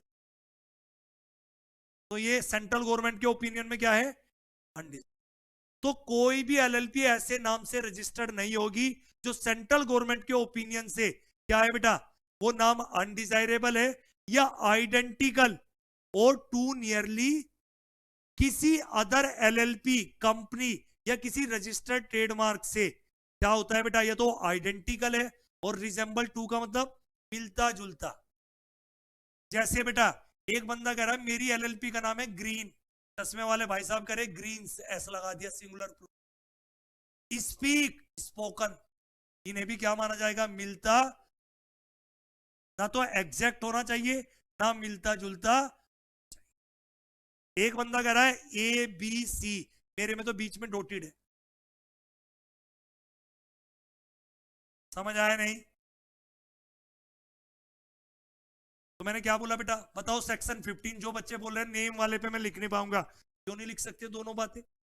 every LLP shall have either the words, पूरा वर्ड लिमिटेड लायबिलिटी पार्टनरशिप, और acronym LLP at the last word of its name.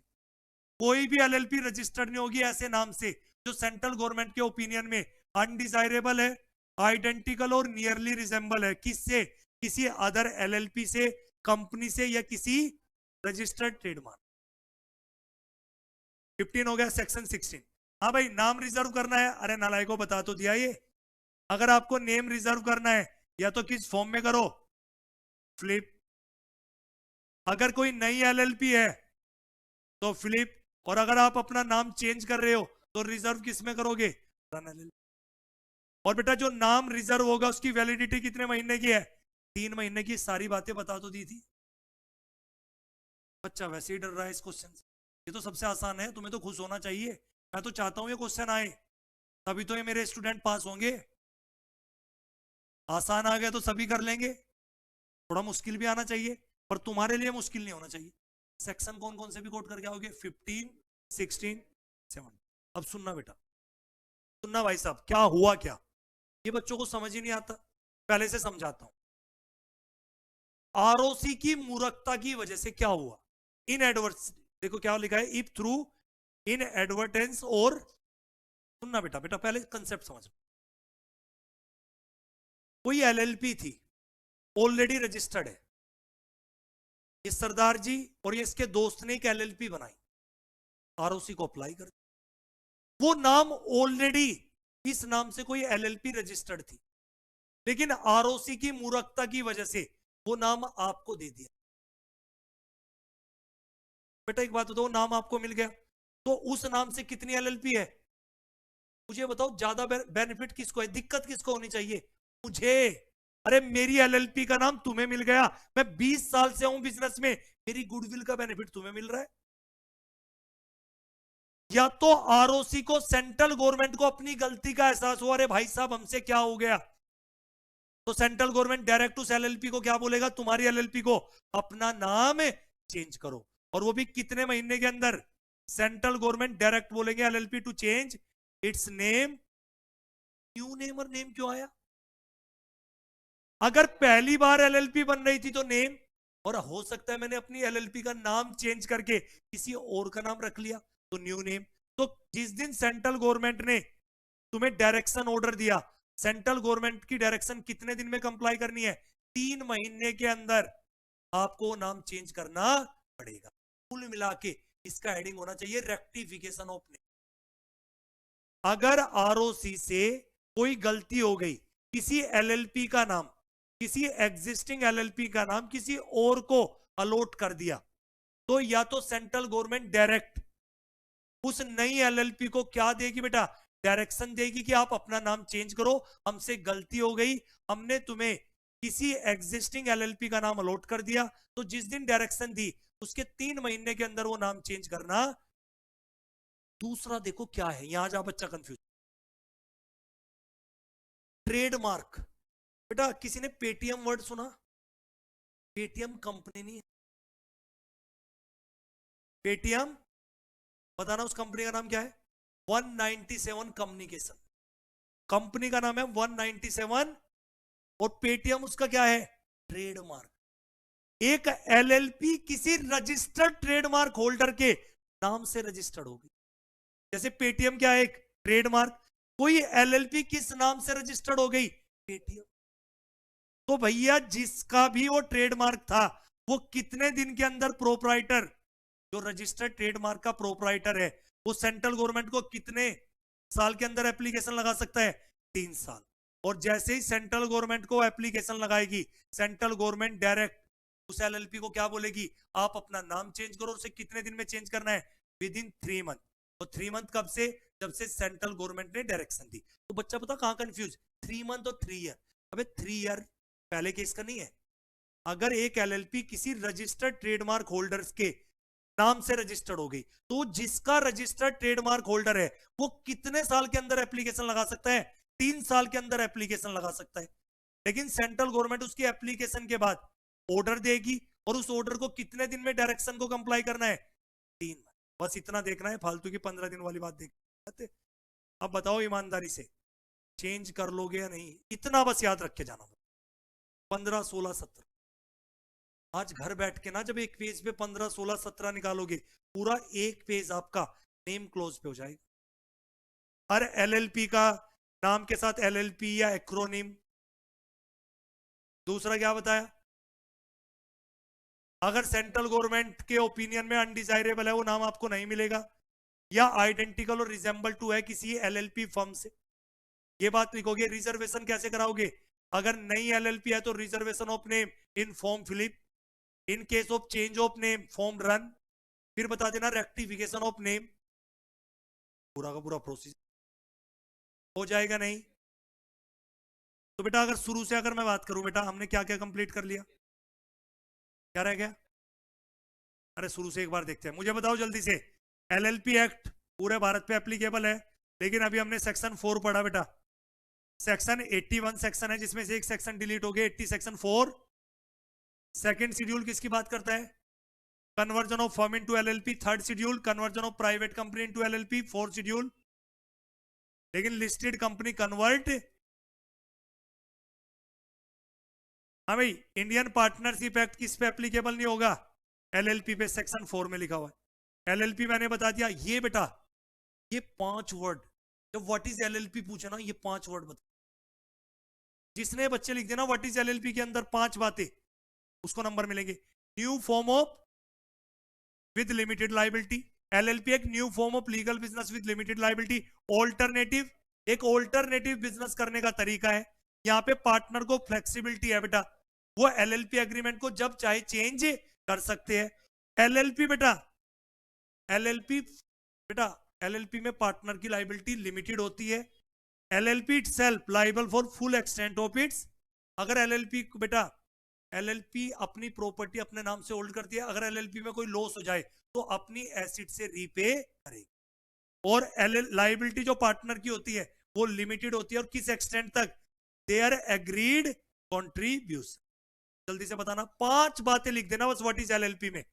New form of legal business entity with limited liability, alternative corporate business vehicle, allow करता है partner को, flexibility है, LLP agreement को change कर सकते हैं। और उसके बाद एलएलपी में पार्टनर की लाइबिलिटी लिमिटेड होती है, और बाकी के लिए कौन लाइबल है, फुल एक्सटेंट ऑफ एसिड्स तक एलएलपी खुद लाइबल है, ना कि पार्टनर लाइबल। ये बेटा हमने पढ़ लिया। बेटा बेटा बॉडी कॉर्पोरेट बता दिया मैंने। बॉडी कॉर्पोरेट में 3 चीजें इंक्लूड होती है, 3 चीजें एक्सक्लूड। एलएलपी जो भी इस एक्ट में रजिस्टर्ड हुई है वो बॉडी कॉर्पोरेट है। अगर कोई एलएलपी इनकॉर्पोरेट हुई है आउटसाइड इंडिया में, उसे भी बॉडी कॉर्पोरेट बोलेंगे। और अगर कोई कंपनी इनकॉर्पोरेट हुई है आउटसाइड इंडिया, तो बॉडी कॉर्पोरेट इंक्लूड 3 चीजें। कोई एलएलपी इनकॉर्पोरेट हुई है एलएलपी एक्ट में, वो बॉडी कॉर्पोरेट। कोई एलएलपी इनकॉर्पोरेट हुई है आउटसाइड इंडिया, उसे भी बॉडी कॉर्पोरेट बोलेंगे। और कोई कंपनी इनकॉर्पोरेट हुई आउटसाइड इंडिया, उसे भी हम क्या बोलते हैं, बॉडी। लेकिन इन 3 चीज को हम बॉडी कॉर्पोरेट नहीं बोलेंगे एलएलपी एक्ट में। कॉर्पोरेशन सोल, अमूल क्या है, कॉर्पोरेशन सोल, जिसमें एंटायर कंट्रोल अमूल का ही है बेटा। तो कॉर्पोरेशन सोल को हम क्या नहीं बोलेंगे इस एक्ट में, बॉडी कॉर्पोरेट। कोऑपरेटिव सोसाइटी, उसको हम क्या नहीं बोलेंगे, या कोई अदर बॉडी कॉर्पोरेट, जो वैसे तो बॉडी कॉर्पोरेट है, लेकिन सेंट्रल गवर्नमेंट ने एक नोटिफिकेशन इशू की है और इस एक्ट के लिए उसे बॉडी कॉर्पोरेट से एग्जम्प्ट कर दिया। 3 चीजें इंक्लूड, 3 चीजें एक्सक्लूड में बताना। कॉर्पोरेशन सोल, कोऑपरेटिव सोसाइटी, या कोई वैसे तो बॉडी कॉर्पोरेट है, लेकिन इस एक्ट के लिए सेंट्रल गवर्नमेंट ने एक नोटिफिकेशन इशू की ऑफिशियल गैजेट में, और क्या बोला, इस एक्ट के लिए से हम बॉडी कॉर्पोरेट कंसीडर।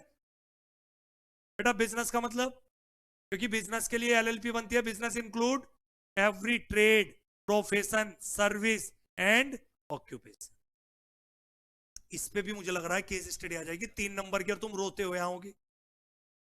बेटा फाइनेंशियल ईयर का मतलब क्या है एलएलपी में? वैसे तो नॉर्मली फाइनेंशियल ईयर 1 अप्रैल से 31 मार्च, लेकिन सुनना केस स्टडी क्या होगी। अगर कोई एलएलपी इनकॉर्पोरेट हुई आफ्टर 30 सितंबर, यानी इसका मतलब कब बनी है? 1 अक्टूबर। कब बनी है? तो फिर उसका फाइनेंशियल ईयर ना अगले साल तक नहीं, नेक्स्ट फॉलोइंग दैट ईयर, यानी 1 अक्टूबर 2023 को मेरी कंपनी इनकॉर्पोरेट हुई, तो बताना मेरा फाइनेंशियल ईयर कब कंप्लीट होगा? 31 मार्च 2000। लेकिन अगर 1 अक्टूबर से पहले इनकॉर्पोरेट हो जाती मेरी एलएलपी, तो फाइनेंशियल ईयर कब होता? 31 मार्च ड्यूरिंग द जो भी फाइनेंशियल ईयर। बताओ केस स्टडी बना सकता है नहीं? जानबूझ के क्वेश्चन देगा, एक एलएलपी इनकॉर्पोरेट हुई 1 नवंबर 2024 को, तो बताओ इसका फाइनेंशियल ईयर कब कंप्लीट होंगे? तो पहले बता के आना, जनरली फाइनेंशियल ईयर स्टार्ट होते हैं एलएलपी के, ये दिक्कत बस पहले साल आती है। तो यानी हम क्या चाहते हैं, इसका मतलब क्या हुआ, पहले साल जब तुम एलएलपी बनाते हो फाइनेंशियल ईयर छोटे भी रख सकते हो और बड़े भी, लेकिन पहले फाइनेंशियल ईयर के बाद सबके फाइनेंशियल ईयर कहां से स्टार्ट होंगे? 1 अप्रैल से 31। समझ आया नहीं? ये भी मेरी तरफ से 3 नंबर का क्वेश्चन, तुम रोने लग जाओगे, है छोटा सा question. What is LLP agreement and content of LLP agreement? तो सेक्शन 2 क्लोज 1 सब क्लोज हो। एलएलपी एग्रीमेंट का मतलब क्या है? एक रिटर्न इसके बीच में बिटवीन पार्टनर ऑफ और बिटवीन एलएलपी एंड इट्स, और क्या डिटरमाइन करते हो? Mutual rights and duties of partner and their rights and duties in relation to. और फर्स्ट शेड्यूल किससे डील करता है? कब? Where there is absence of formal agreement. Content LLP agreement के कंटेंट, एलएलपी का नाम बताना है, name address of the partner designated, profit sharing ratio क्या तय हुई है आपके बीच में, रेमुनरेशन अगर आपको पार्टनर को देनी है तो कितना, rights and duties of partner, propose business क्या क्या बिजनेस आप करने जा रहे हो फ्यूचर में, और रूल्स फॉर गवर्निंग। ये मेरी तरफ से बेटा एक क्वेश्चन है।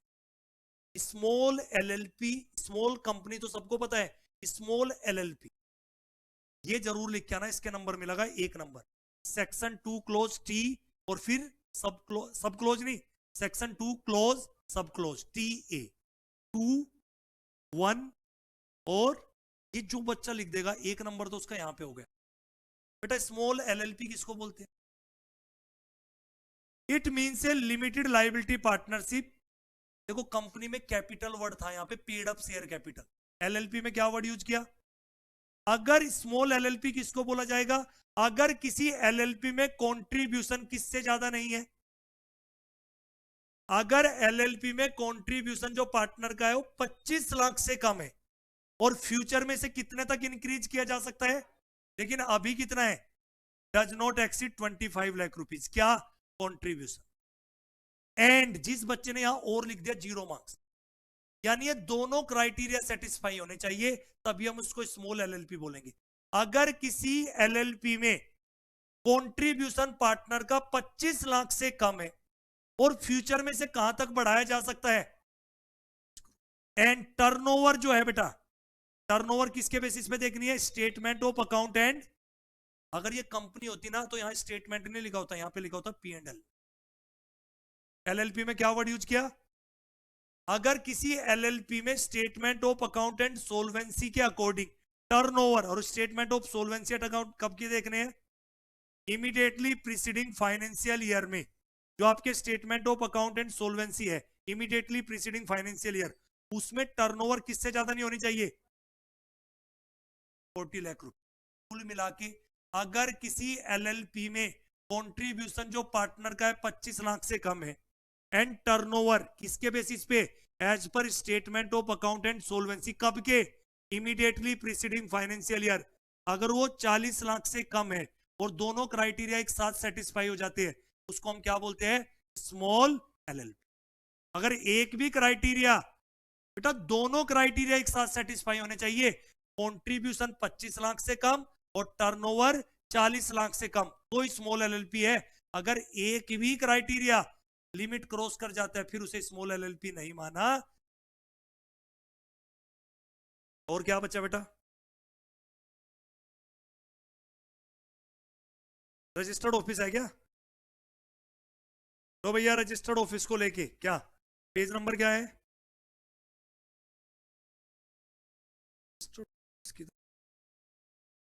ये रहा भैया सिंपल सा सेक्शन 13 रजिस्टर्ड ऑफिस। पहले लिख के आना, every LLP shall have a registered office. Her LLP का रजिस्टर्ड ऑफिस होना चाहिए। क्यों होना चाहिए? पर्पज क्या है बेटा?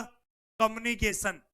और ये जरूर लिख के आना बेटा, books of account, books of account या रिकॉर्ड ऑफ कंपनी कहां पे मेंटेन होते हैं?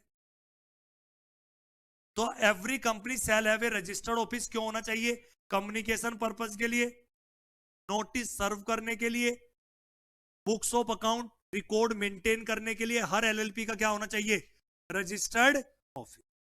तो जब भी कोई डॉक्यूमेंट बेटा, अगर कोई डॉक्यूमेंट हम एलएलपी को भेजना चाहते हैं, डेजिग्नेटेड पार्टनर को भेजना चाहते हैं बेटा, तो हम किस एड्रेस पे भेजेंगे? जो भी एलएलपी का क्या है बेटा? Registered office. और एक एलएलपी चाहे तो अपना रजिस्टर्ड ऑफिस चेंज भी कर सकती है। एक एलएलपी क्या कर सकती है? अपना रजिस्टर्ड ऑफिस चेंज कर सकती है। और अगर आपने रजिस्टर्ड ऑफिस पे प्रॉपर डॉक्यूमेंट मेंटेन नहीं कर रखे हैं, या एलएलपी रजिस्टर्ड ऑफिस तो किया पर लॉ को कंप्लायंस नहीं किया, तो फिर बेटा एलएलपी पे और जो भी पार्टनर उन पे पेनल्टी कितने रुपए की हो सकती है? 500 रुपए पर डे जब तक डिफॉल्ट चलेगा, और मैक्सिमम 50,000 और एलएलपी एंड इट्स। तो कुल मिला के 6 बातें। Every section 13 every LLP shall have a registered office. क्यों होना चाहिए? To maintain proper books of account and record of company, communication purpose, notice serve करना है। जब भी आप कोई एलएलपी को या डेजिग्नेटेड पार्टनर को कोई नोटिस सर्व करना चाहते हैं, तो नोटिस किस एड्रेस पे सर्व होगा? जहां पे कंपनी का रजिस्टर्ड ऑफिस है। क्या एक कंपनी अपने रजिस्टर्ड ऑफिस को शिफ्ट कर सकती है? तो एक एलएलपी अपने रजिस्टर्ड ऑफिस को शिफ्ट कर सकती है, लॉ के प्रोविजन को कंप्लायंस करके। अगर रजिस्टर्ड ऑफिस शिफ्ट किया, गलत तरीके से कॉन्ट्रावेंशन किया, या आपका रजिस्टर्ड ऑफिस नहीं है, या आप रजिस्टर्ड ऑफिस में प्रॉपर रिकॉर्ड मेंटेन नहीं कर रहे हैं, तो एलएलपी और पार्टनर दोनों पे पेनल्टी है 500 रुपए पर डे। कब तक? जब तक डिफॉल्ट कंटिन्यू है। और मैक्सिमम कितनी हो सकती है? 50,000 एलएलपी पे और पार्टनर में। ये जो मैंने कराया ना, ये रिवीजन नहीं था, ये उसके लिए भी था जिसने आज तक कभी पढ़ा नहीं। क्लियर है या नहीं?